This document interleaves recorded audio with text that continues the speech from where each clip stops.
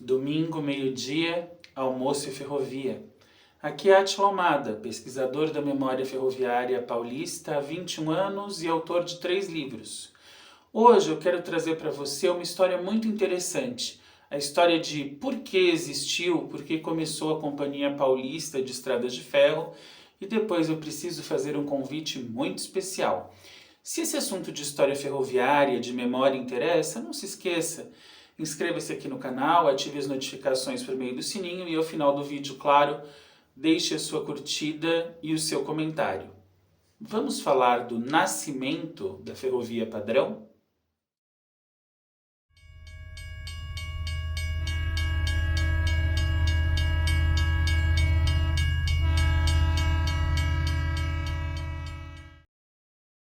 A Companhia Paulista de Estradas de Ferro nasceu de uma ausência e de uma necessidade.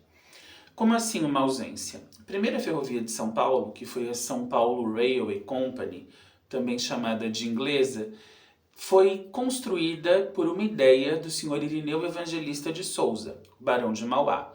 Foi Mauá quem foi atrás do imperador Dom Pedro II para solicitar a concessão do trecho paulista. Mauá, você sabe, se não sabe eu conto, já tinha construído a primeira ferrovia do Brasil no ano de 1854, lá no estado do Rio de Janeiro. E, obviamente, percebendo o potencial, o mercado aqui do estado de São Paulo, quis trazer a ferrovia para cá, principalmente porque o estado de São Paulo, na segunda metade do século XIX, crescia a olhos vistos com a economia cafeeira. Portanto, transportar café e pessoas de e para o Porto de Santos poderia ser, como de fato foi, um negócio muito lucrativo, já que o café chegava ao Porto de Santos vindo do interior em lombos de burros, o que era uma viagem mais demorada e muito mais cara por conta das perdas que poderiam acontecer no trajeto, além do perigo da travessia da Serra do Mar. Então Mauá fez essa solicitação para Dom Pedro II, que aprovou, já que tinha Mauá em alta conta, e aí ele foi procurar alguém para fazer essa ferrovia, trouxe engenheiros ingleses, fez a São Paulo Railway, descendo ali por Paranapiacaba, que na época não se chamava Paranapiacaba, aliás, a ferrovia foi inaugurada em 1867 e a vila foi construída nos anos 1890, quando a ferrovia é ampliada, é duplicada. Só que Mauá, ele tinha, e isso pouca gente conta, ele tinha uma concessão para explorar a ferrovia entre Santos e São João do Rio Claro. São João do Rio Claro, hoje a atual cidade de Rio Claro. E Mauá tinha pensado efetivamente em levar este projeto a cabo. Acontece que, apesar de grande investidor e visionário, ele também deu as suas pisadas no tomate e fez um investimento de risco e acabou perdendo dinheiro. Mauá investiu na Guerra do Paraguai, que ocorreu nos anos 1860, e perdeu praticamente todo o dinheiro que investiu. Então Mauá, após a Guerra do Paraguai, está descapitalizado e não consegue ampliar a ferrovia. Portanto, apesar de ter o direito para chegar com os trilhos até Rio Claro, ele para na cidade de Jundiaí, e que a ferrovia atinge, vou dizer de novo, no dia 16 de fevereiro de 1867. Essa é a data exata. A ferrovia estar em Jundiaí era interessante, só que aí os cafeicultores de mais para o interior, região de Vinhedo, Valinhos, Campinas, Limeira, coçaram a cabeça, Rio Claro, e falaram, poxa vida, a gente continua tendo que ir até Jundiaí em lombo de burro, porque o trem só sai de lá. Quer dizer, até Rio Claro o trem que deveria chegar não chegou. Então, estes cafeicultores, este baronato do café se reuniu e no dia 30 de janeiro de 1868 fundaram a Companhia Paulista de Estradas de Ferro, a primeira empresa com capital 100% nacional na era pós-independência. A Paulista, ela veio atender as necessidades desses cafeicultores de expandir os trilhos para o interior, mas ela precisaria se conectar com a São Paulo Railway para chegar à capital e depois ao porto. Por isso mesmo que a linha tronco da Paulista seguiu a bitola da São Paulo Railway, que é a bitola larga, a bitola de 1,60 m.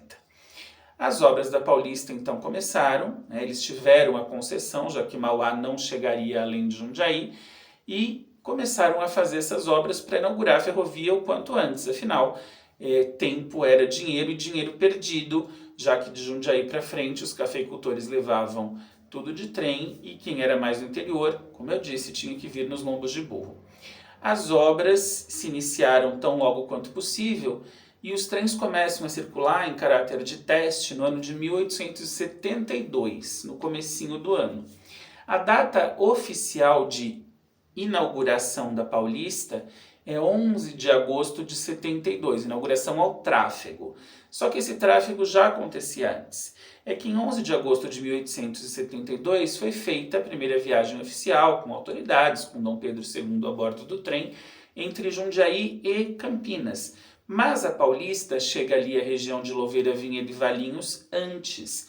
A abertura oficial ao tráfego é no dia 31 de março de 1872, portanto, 4 meses e meio antes da inauguração oficial, digamos assim, do trecho, inauguração com Dom Pedro e tal, mas o tráfego já acontecia, houve solenidades, houve festividades nas cidades por onde o trem passou, dentre as quais a cidade de Valinhos, que teve a sua primeira estação inaugurada naquele ano, 1872, e a segunda estação, a última estação que ficou, para a posteridade, dos anos 10, da segunda década do século XX. A primeira estação ainda existe, um pouco ao lado da atual, e é sobre Valinhos que eu quero falar com você. Valinhos celebra, no dia 31 de março, essa abertura oficial ao tráfego.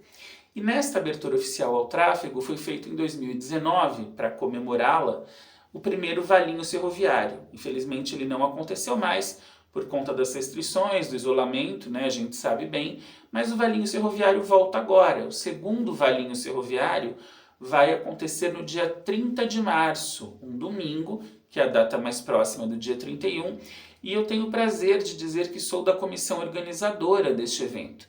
Eu faço parte da APHV, Associação de Preservação Histórica de Valinhos, que rege ali o segundo Valinhos ferroviário. Então eu quero convidar você para visitar o evento, porque é um evento muito interessante. Ele vai acontecer no Museu Municipal Fotógrafo Haroldo Ângelo Pazinato, a antiga estação ferroviária de Valinhos. É um lugar super acessível, centro da cidade, perto da rodoviária, há linhas de ônibus, há estacionamento sem custo algum no local. E nós estamos produzindo uma programação muito interessante para você, palestras sobre a memória ferroviária. A ideia do evento é reunir quem tem lembranças, quem tem recordações importantes da ferrovia, é resgatar essa identidade, essa família ferroviária que é tão importante para aquela região e que sempre foi tão importante para o estado de São Paulo. O evento tem uma solenidade de abertura às 9 horas da manhã do domingo, dia 30. Às 9h30 eu faço uma palestra, uma mesa redonda sobre a Companhia Paulista.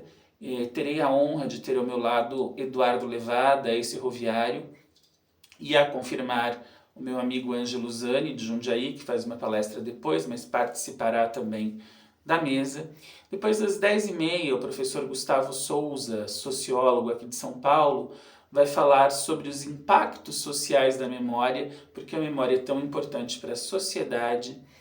Às 11h30, o Dr. Ângelo Zani, que é advogado, vai falar da memória da família ferroviária ligada ao direito, a importância do direito como ente para preservar o patrimônio ferroviário, a memória ferroviária paulista. E às 14 horas, o Brian Gouveia, de Valinhos, falará sobre o café na região. Além disso, durante todo o evento, haverá exposição de modelos, de ferro e modelos, exposições de fotos, visita guiada ao museu, artesanato, comidas típicas, enfim, um domingo para você vir com a sua família e passar um dia muito agradável conosco. O evento, assim como o estacionamento, não tem custo, é gratuito. E eu espero por você lá. Venha reencontrar amigos, venha falar de trem, venha relembrar os seus bons momentos com a ferrovia. E se você não conheceu, está aí uma excelente oportunidade para conhecer. Fica então o convite, 30 de março, domingo, das 9 às 15 horas, segundo Valinhos Ferroviário, Rua 12 de Outubro, sem número, centro de Valinhos, antiga estação de trens. Eu espero você lá, a gente se encontra, claro que os meus livros também estarão lá. Vai ser um prazer recebê-la, a gente vai conversar e vai ser assim um dia edificante. Um grande abraço e até dia 30.